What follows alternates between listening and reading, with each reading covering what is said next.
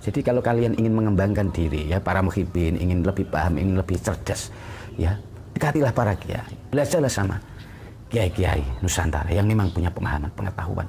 Soalnya apa? Soalnya kita banyak melihat fakta-fakta realitas saat ini, ya banyak para oknum-oknum habaib itu memang sengaja mereka mendirikan majelis taklim, mendirikan seperti pondok pesantren dan sebagainya. Padahal mereka itu pengetahuannya sangat minim sekali.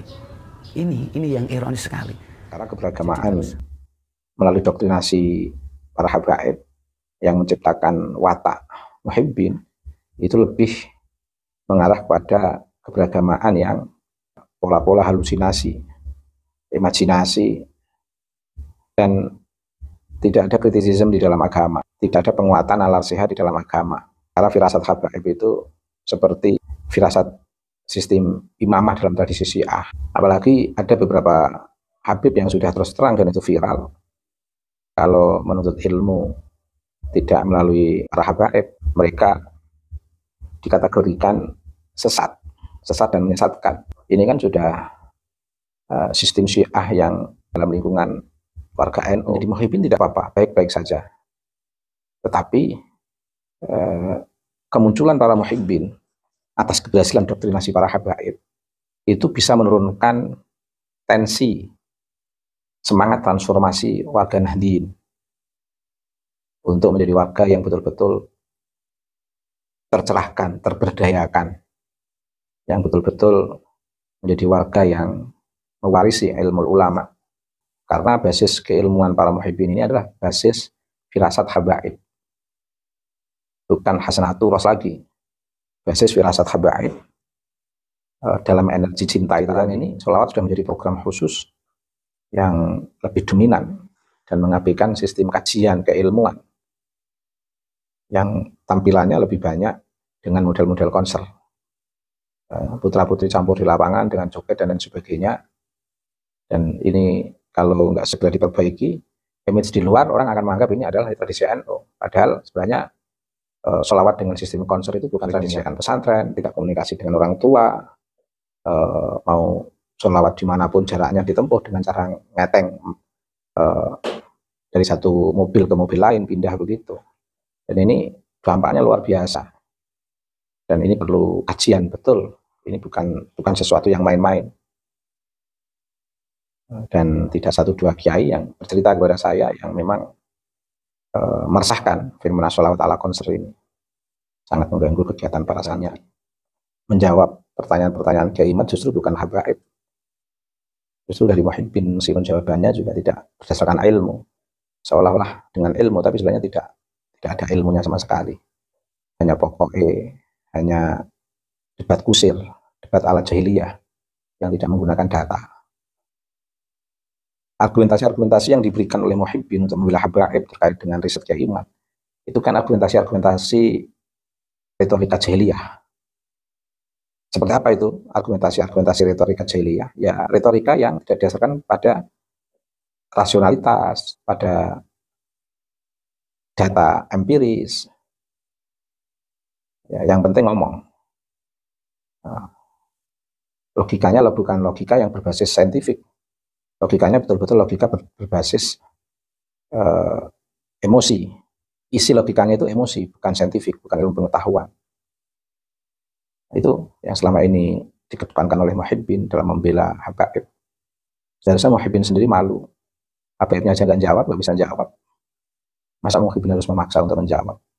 Yang pada akhirnya justru untuk para muhibbin ini ya, karena sudah dinasehati, jikalau kalian ingin belajar, betul-betul ingin menambah wawasan pengetahuan, ingin berkembang diri Anda tidak semakin goblok, Anda tidak semakin terpuruk, maka berkumpullah, belajarlah dengan orang-orang yang punya ilmu pengetahuan, betul-betul punya wawasan yang luas. Jangan berkumpul dengan orang-orang yang hanya mengajarkan halusinasi, doktrinisasi, yang sama sekali tidak ada muatan isinya, sama sekali tidak ada faedah, bahkan semakin membuat Anda terpuruk. Assalamualaikum warahmatullahi wabarakatuh. Bismillahirrahmanirrahim. Alhamdulillahirabbil alamin. Wabihi nasta'inu ala umuri dunya waddin. Wassalatu wassalamu ala asyrafil anbiya'i wal mursalin Sayyidina wa maulana Muhammadin wa ala alihi wa sahbihi ajma'in, amma ba'd. Para pemirsa sebangsa dan setanah air dimanapun Anda berada yang berbahagia, terima kasih Anda semua di pagi hari yang cerah ini masih bersama dengan saya Normas, Nur Rahmat Asmawi di Normas Channel. Pada kesempatan yang berbahagia ini saya akan membahas tentang apa yang disampaikan oleh beliau Kiai Ubaidillah Tamamuzi dalam di channel YouTube beliau, yaitu mengenai muhibbin ya. Ini menarik untuk saya sampaikan karena beliau Ubaidillah Tamamuzi memberikan sebuah pesan-pesan nasihat, memberikan peringatan yang keras untuk para muhibbin-muhibbin ini atau para pembela nasab, bila ingin maju, bila ingin berkembang, bila ingin tambah wawasan, tambah pengetahuan, untuk mendekati para kiai-kiai Nusantara. Jangan mendekati para habaib, jangan mendekati mereka. Karena apa? Kan masalahnya adalah karena para habaib ini kebanyakan mereka itu tidak punya banyak wawasan, tidak punya banyak ilmu, tidak punya banyak pengetahuan. Jadi berapapun, berapa tahun, berapa lamanya pun kalian ini bersama dengan para habaib ini, kalian tidak akan maju. Bahkan justru kalian akan semakin terpuruk, semakin bodoh, semakin goblok. Karena apa? Karena ajaran yang diberikan, pelajaran yang diberikan kepada Anda itu adalah doktrin, adalah doktrinisasi, adalah doktrin. Mereka tidak punya pemahaman, tidak punya pengetahuan yang luas sebagaimana para kiai-kiai pribumi, para ulama-ulama Nusantara kita yang memang gudang akan ilmu pengetahuan. Mereka punyanya adalah doktrin yang intinya akan membuat kalian itu semakin berhalusinasi, berimajinasi, berandai-andai. Nanti adalah hayalan-hayalan, dan itu sesuatu yang fiktif, tidak nyata, tidak akan membuat kalian lebih pintar ya. Sebagaimana kalian ini dijanjikan besok akan masuk surga hanya cukup dengan dekat dengan para habaib. Ini akan mematikan kreasi Anda ya, semacam ini ya. Inilah nasihat yang sangat berharga dari beliau Kiai Ubaidillah Tamamuzi. Ada peringatan-peringatan keras dari beliau, dan di sini juga dalam video tersebut Kiai Ubaidillah itu juga mengkritik bagaimana bahayanya budaya-budaya yang sudah diciptakan oleh para habaib ini, para oknum-oknum habaib ini sudah diciptakan, yaitu diantaranya adalah sholawat konser yang sekarang lagi viral, lagi rame, yang banyak digandrungi oleh anak-anak muda. Banyak anak-anak muda itu kemudian lupa belajar, bahkan dia ikut-ikutan bersama dengan orang-orang yang kebanyakan adalah dari anak-anak jalanan, anak-anak bang. Memang sebenarnya bagus, tapi yang jadi masalah juga adalah ketika para santri-santri, para anak-anak pesantren berkumpul dengan mereka, ada yang tidak kuat bahkan ikut dengan mereka. Dan siapa yang jadi korban? Ya mereka sendiri, dan tentu orang tua yang sudah menyekolahkan. Nah, di sini cukup menarik sekali dalam video tersebut memberikan pesan peringatan kepada kita semua ya, pesan-pesan dari Kiai Ubaidillah Tamamuzi. Jadi beliau sangat berpesan kepada para muhibbin itu, dekatilah para kiai. Jadi kalau kalian ingin mengembangkan diri ya, para muhibbin ingin lebih paham, ingin lebih cerdas ya, dekatilah para kiai. Belajarlah sama kiai-kiai Nusantara yang memang punya pemahaman, pengetahuan.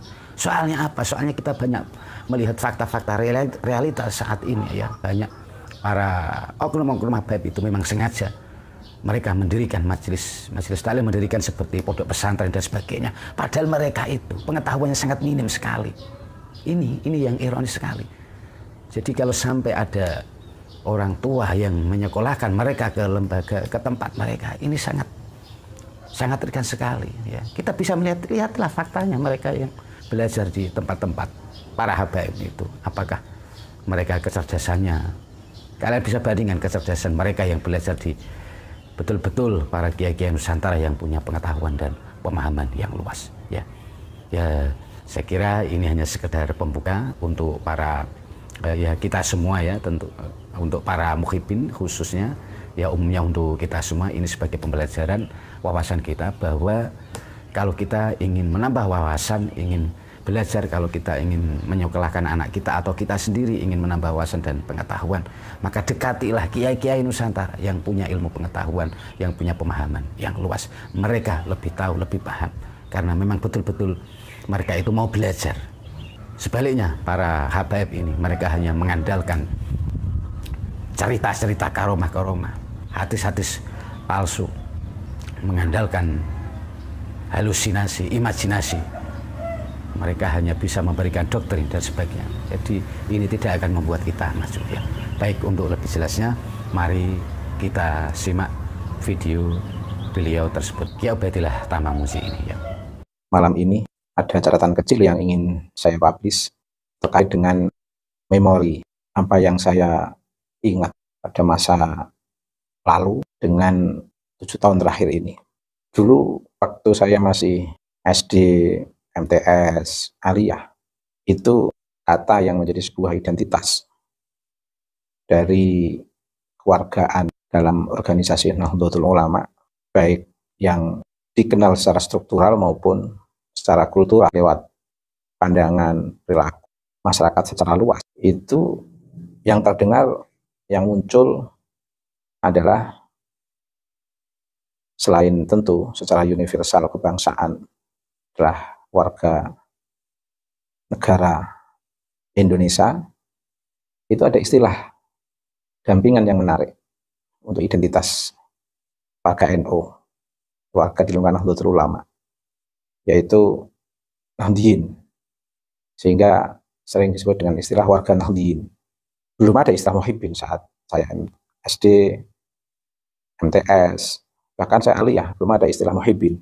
Istilah muhibbin itu justru saya mendengarkan lebih marah itu memang mulai 2019. Saya nggak tahu kalau sebelumnya juga muncul di beberapa komunitas tertentu. Tapi ala kulli hal dari pengamatan saya, istilah ini itu muncul kuat 7 tahun atau setidaknya 10 tahun terakhir. Di sana ada perbedaan yang mendasar menurut saya.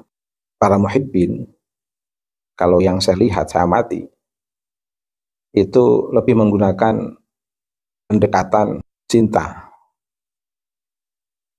buta. Di kalangan warga NU muncul istilah Nahdiyin, itu lebih menekankan pada pendekatan kebangkitan ya, yang membebaskan dan yang memerdekakan, yang mencerahkan. Nahdiyin yang diidentikan dengan para santri Nahdiyin, itu mereka yang betul-betul bagaimana mengkaji kitab secara serius melalui pendekatan nahwiyat, melalui pendekatan nahwu sharafnya, melalui pendekatan balaghahnya, melalui pendekatan manteknya, melalui pendekatan refleksi hasanah aturasnya. Kalau santri itu karena yang diajarkan adalah bagaimana mencerahkan, membebaskan, memerdekakan, sehingga kemungkinan besar santri itu untuk menjadi kiai atau seorang alim, menjadi seorang ulama, itu terbuka, peluang itu terbuka. Tapi kalau muhibbin, ya selamanya muhibbin. Kalau murni dia belajar di lingkungan habaib sebagai muhibbin, tentu akan kesulitan untuk memberdayakan potensi hasanah aturasnya. Karena lebih banyak di lingkungan habaib itu lebih menekankan kepada materi-materi yang bersifat doktrinasi. Ada memang beberapa pesantren habaib yang mengajarkan bahasa Arab, tapi juga tidak sekuat kajian hasanah aturas di beberapa pesantren Nahdlatul Ulama. Meskipun ada muhibbin yang ditemukan kebetulan alim, menguasai hasanah aturas, kitab kuning, tapi itu melalui proses pembelajaran di pesantren kiai-kiai di lingkungan Nahdlatul Ulama. Setelah mereka alim dari kiai pesantren Nahdlatul Ulama, kemudian dekat dengan habaib, jadi muhibbin. Malah kadang yang konyol itu melupakan kiainya, lebih mendahulukan habaib yang ditemukan melalui proses doktrinasi pasca dari pesantren kiai yang kemudian menjadi muhibbin itu. Kemudian kebanyakan kalau santri Nahdiyin itu tercerahkan dengan ilmu dan takwa. Sementara pada mental para muhibbin untuk lebih percaya pada firasat habaib tanpa harus mengambil dari hasanatul ras. Karena bagi mereka refleksi firasat dengan asumsi atau mengasumsikan diri sebagai cucu Nabi itu lebih kuat daripada mengambil hasanah-hasanatul ras. Makanya banyak para habaib yang tanpa kemampuan baca Quran yang baik, tanpa kemampuan hasanatul ras yang baik, mereka itu memberanikan diri membuat majelis taklim karena mengedepankan pidato berbasis firasatnya sendiri atau kehendaknya sendiri, seolah-olah ada ilmu warosah yang dia terima dengan PD-nya, mereka sampaikan dengan tanpa beban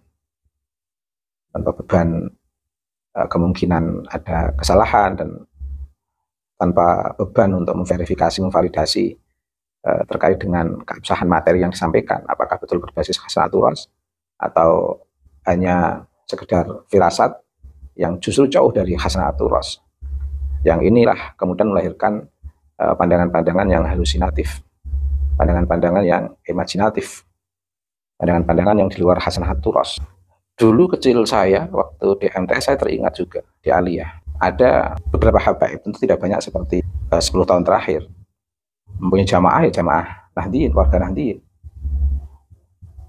dan memang tidak banyak karena masih banyak para kiai. Sekarang ini jamaahnya sudah namanya sudah bil khusus, jamaahnya disebut muhibbin, bukan Nahdliyin lagi. Jujur saja dari pengamatan saya, sekarang ini warga NU sudah banyak dikuasai oleh habaib, dan pelan-pelan habaib banyak mendoktrin untuk lebih mempercayai habaib daripada kiai.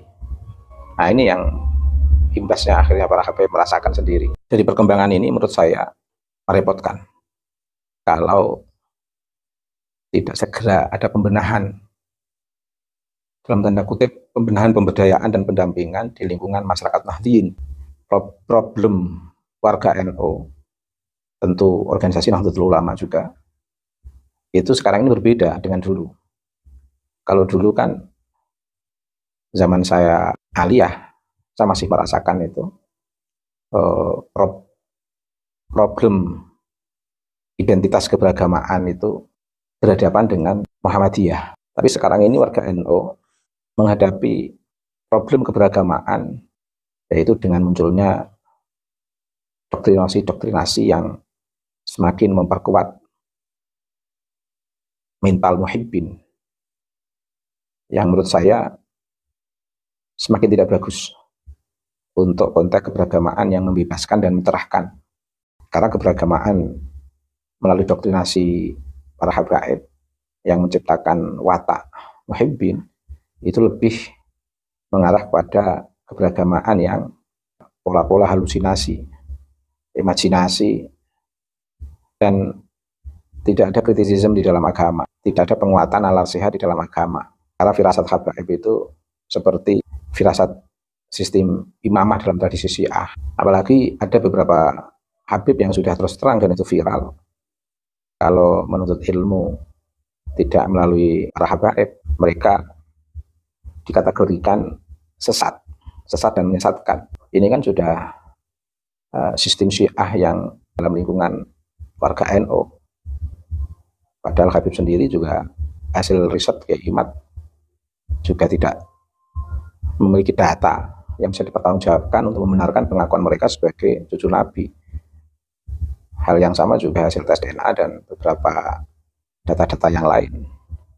Tapi mereka tetap berani dengan PD-nya untuk menjadi sumber kebenaran dalam konteks pembelajaran agama. Di luar belajar agama yang oleh jalur Habib adalah sesat. Dalam kondisi apapun, riset Kiai Imat itu sangat penting. Menemukan momentumnya, menemukan dunianya riset Kiai Imat itu. Dan itu sangat membantu untuk mengaktifkan kembali memori atau syaraf Nahdliyin, syaraf yang penuh pemberdayaan dan pencerahan serta pembebasan. Kasus-kasus doktrinasi yang disampaikan oleh habaib itu tidak satu dua habaib, banyak, dan itu viral. Hal yang teraneh misalnya ada habaib yang melarang untuk membaca sholawat qadar misalnya.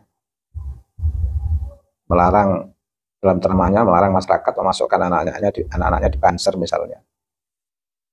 Dan banyak habaib yang sudah ngerasani NU secara negatif, bahkan menyebut nama-nama GNU dengan rendah, Masya Allah, bahkan merutuk gedung PBNU itu sebenarnya fenomena yang sudah sangat membahayakan dan sudah menjadi sebuah tanda yang harus segera disikapi oleh PBNU, oleh warga NU. Ibarat PBNU tidak segera merespon, warga NU tidak segera merespon, tetap saja dari komunitas kecil, dari warga NU, tetap akan ada yang merespon. Dan itu akan memiliki dampak yang luar biasa. Dan itu juga dicontohkan oleh Kiai Imad. Meskipun seorang Kiai Imad, lambat laun masyarakat Nahdien banyak yang menyadari. Nah, meskipun ini tidak dari suara resmi pengurus Nahdlatul Ulama, suara resmi organisasi NU, tapi suara pribadi yang kebetulan menjadi pengurus Nahdlatul Ulama. Tapi tetap pengaruhnya luar biasa. Karena harus diakui warga Nahdien itu masih mencintai NU, masih sangat melekat, menerima, mengikuti nasihat, saran, dan memahami ketulusan para kiai-kiai Nahdlatul Ulama.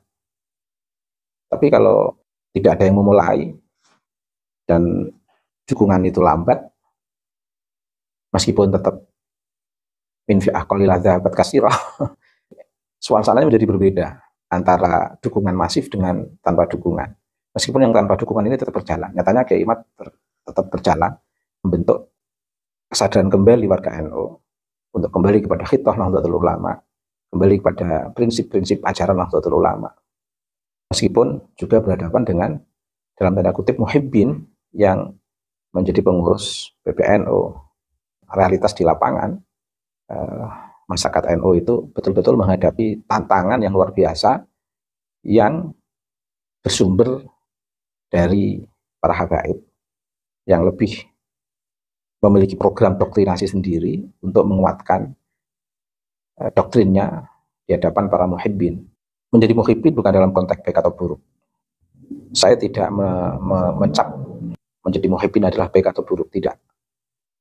Dalam konteks keberagaman di negeri ini, bisa jadi menjadi muhibbin itu ya baik-baik saja.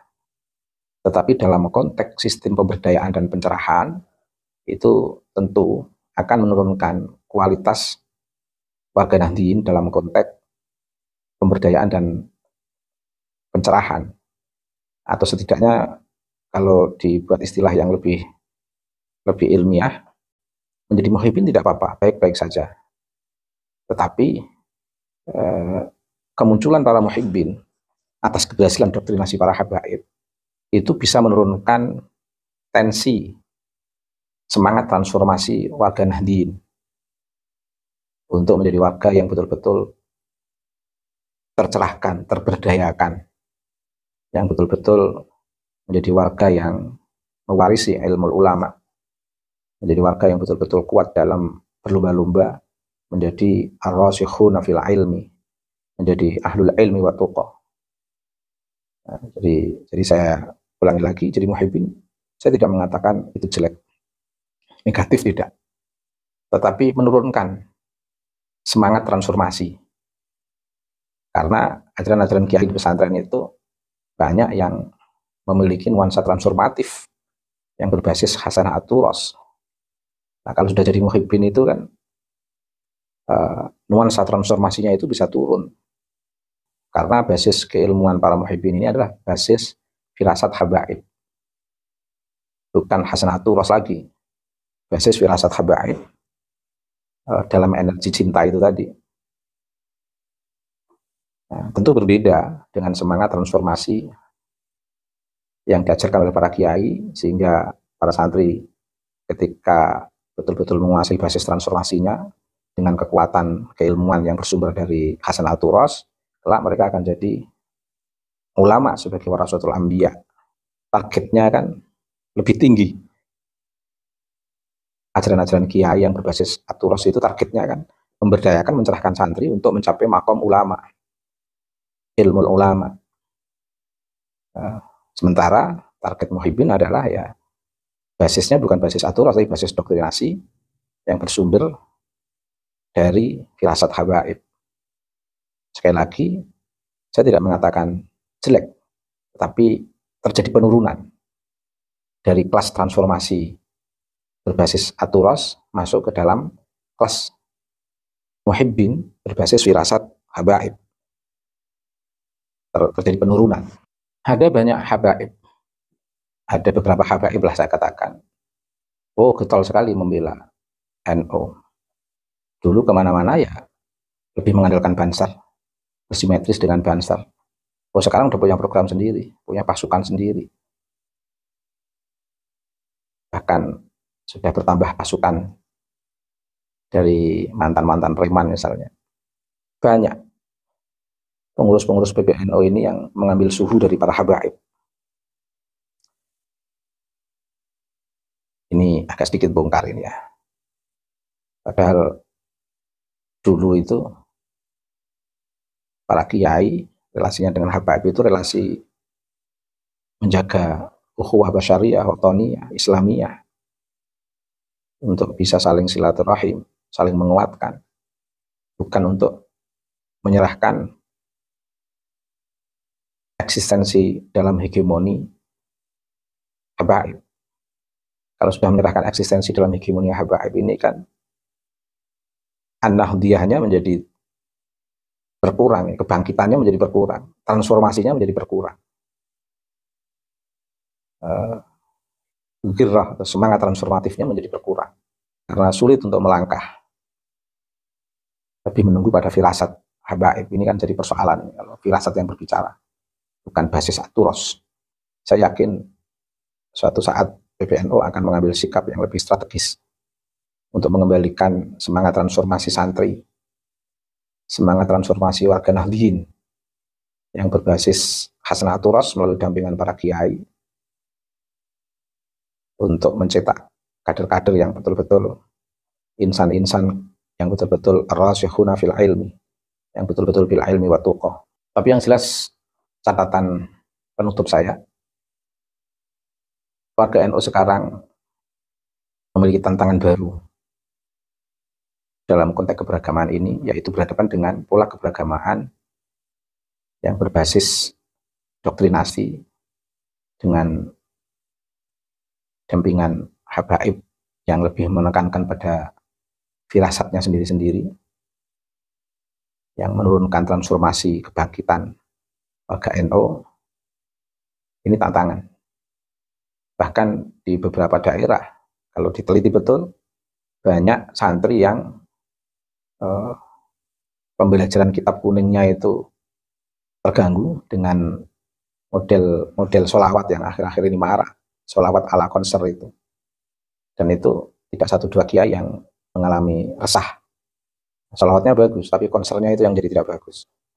Berbeda dengan sholawat-sholawat tempo dulu yang digunakan untuk mengiringi kajian, taklim, ceramah para kiai yang berbasis pada hasanah aturos.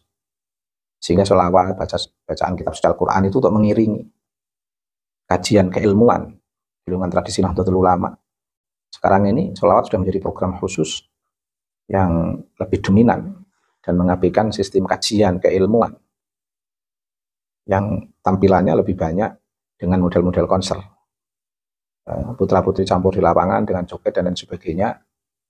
Dan ini kalau nggak segera diperbaiki, image di luar orang akan menganggap ini adalah tradisi NU. Padahal sebenarnya sholawat dengan sistem konser itu bukan tradisi NU.